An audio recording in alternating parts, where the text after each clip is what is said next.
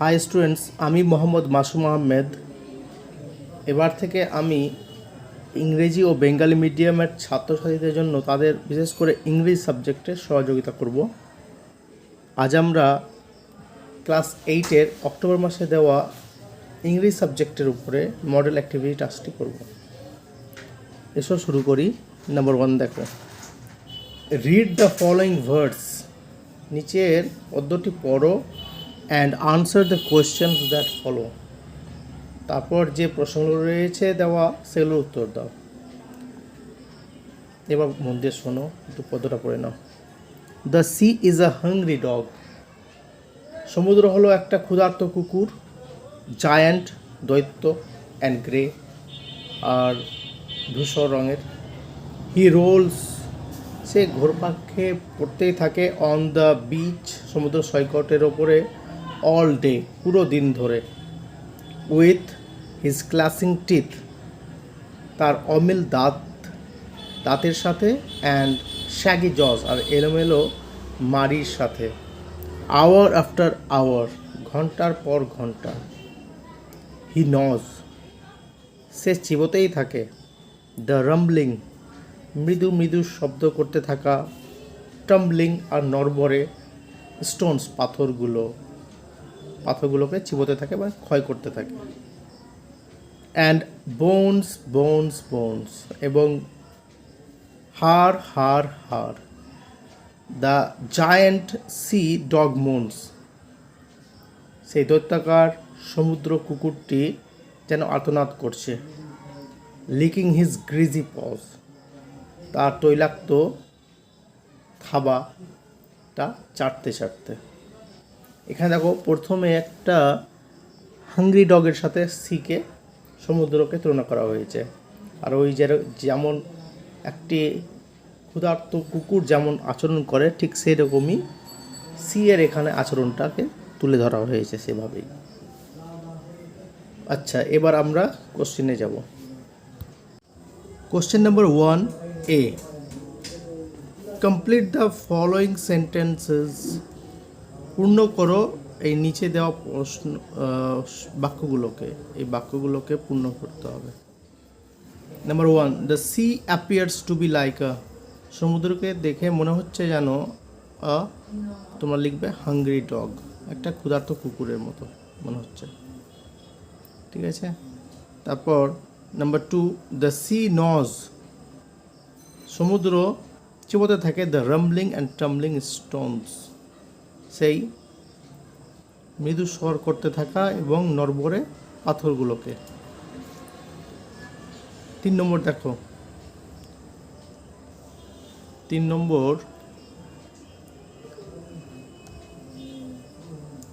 Through out the day, পুরো দিন ধরে। দ্য সি মোনস, সমুদ্রটা আর্তনাদ করতে থাকে। লাইক আর ডগ, কুকুরের মতো। By licking his greasy paws, তার তৈলাক্ত থাবাটা চাটতে। তোমরা উত্তরে লিখবে licking his greasy paws. Number B দেখো, আনসার দ্য ফলোয়িং কোশ্চেন্স। নিচের প্রশ্নগুলির উত্তর দাও। দেখো, number 1, with whom has the sea been compared. কার সাথে এই সমুদ্রকে তুলনা করা হয়েছে, কম্পেয়ার করা হয়েছে।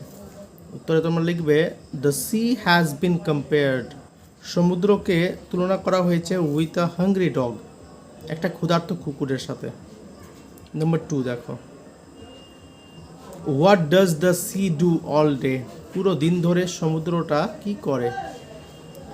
আনসারটা দেখো, দ্য সি রোলস, সমুদ্র ঘোরপাক খেয়ে পড়তেই থাকে। অন দ্য বিচ, সমুদ্র সৈকতের ওপরে। অল ডে, পুরো দিন ধরে। এবার আমরা কোশ্চেন নাম্বার 2 এর ডু অ্যাজ ডিরেক্টেড করব। দেখে নাও, ডু অ্যাজ ডিরেক্টেড যেমন নির্দেশ করা হয়েছে সেরকম করো। Number 1, the coach said to the players, bravo, you have played well. এটা আমাদের ন্যারেশন চেঞ্জ করতে হবে। এটা হচ্ছে এক্সক্লেমেটরি সেন্টেন্স। এই যে এক্সক্লেমেশন মার্ক দেখতে পাচ্ছ, এটা দেখে বুঝে নিতে হবে এটা এক্সক্লেমেটরি সেন্টেন্স। সেই হিসেবে আমরা যদি চেঞ্জ করি তাহলে লিখবে the coach applauded the players saying that they had played well. ঠিক আছে, এবার নাম্বার 2 এসো। Every morning he has to go for a work. এখানে আমাদেরকে ইনফিনিটিভ বের করতে বলা হয়েছে, আন্ডারলাইন করতে বলা হয়েছে, হয়তো ওখানে টু গো, এই ইনফিনিটটা হবে টু গো। নাম্বার 3তে দেখো, নাওয়াডেজ সাপ্লাই অফ ফুড, বর্তমানে খাবারের, ফুড গ্রেনস, খাবার শস্যের সাপ্লাই, সরবরাহ, ইজ অ্যাবান্ডেন্ট, প্রচুর রয়েছে। এখানে অ্যাবান্ডেন্ট এই শব্দটার অ্যান্টোনিম আমাদেরকে ব্যবহার করতে বলা হয়েছে, বা অপোজিট আর কি। তো তোমরা লিখবে এইভাবে, নাওয়াডেজ supply of food grains is skirts, SCARCE, skirts. এবার দেখো এখানে, this is the place where Rabindranath was born. এখানে একটা সেন্টেন্স দেওয়া হয়েছে, এখানে আমাদেরকে বলা হয়েছে যে মেন ক্লজ অথবা ইন্ডিপেন্ডেন্ট ক্লজ খুঁজে বের করতে, আর একটা সাবঅর্ডিনেট ক্লজ খুঁজে বের করতে। তো ইন্ডিপেন্ডেন্ট বা মেন ক্লজটাকে আন্ডারলাইন করতে বলা হয়েছে। তোমরা এইটা, দিস ইজ দ্য প্লেস, এটা নিচে আন্ডারলাইন করে দেবে। আর ওয়ার রবীন্দ্রনাথ ওয়াজ বর্ন, এটা হচ্ছে সাবঅর্ডিনেট ক্লজ, এটাকে সার্কেল করে দেবে বা রিং করে দেবে। এবার দেখো number 5, the news that shocked me proved false. সেই খবরটা যেটা আমাকে অবাক করে দিয়েছিল সেটা মিথ্যা প্রমাণিত হয়েছিল। এখানে বলা হয়েছে কি ক্লজ ব্যবহার করা হয়েছে, এটা জিজ্ঞাসা করা হয়েছিল। তো এখানে দেখো, the news that shocked me, এটা পুরোটা হচ্ছে নাউন ক্লজ, তাই প্রথমে নাউন ক্লজ লেখা হয়েছে। হ্যাঁ, তারপরে তোমরা এটা পুরোটা সাবজেক্ট হিসেবে কাজ করছে। The news that shocked me, এটা নাউন ক্লজ হয়ে গেল। তার প্রুভড ফলস, এখানে আবার মেন ক্লজও আছে, মেন ক্লজ তো থাকবেই প্রত্যেকটা সেন্টেন্সে, মেন ক্লজও লিখে নেবে, নাউন ক্লজ এবং মেন ক্লজ। ওকে, নাও এবার আমরা প্যারাগ্রাফ করব।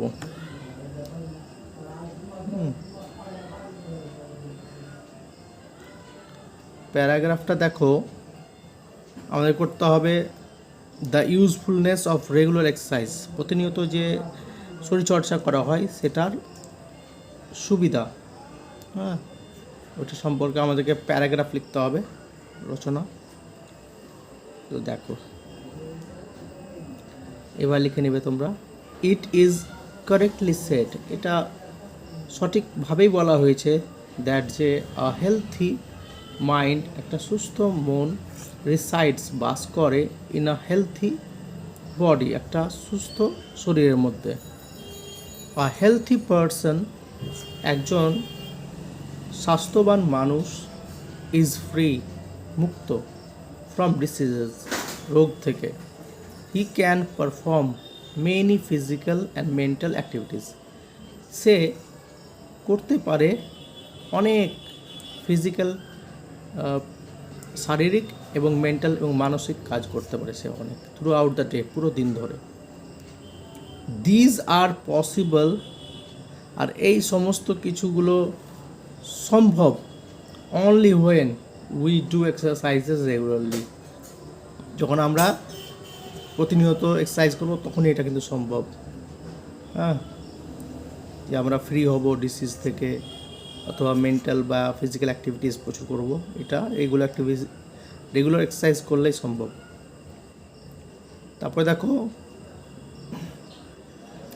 Exercise can be done, exercise করা যেতে পারে ইন মেনি ওয়েজ, অনেক রকম পদ্ধতিতে।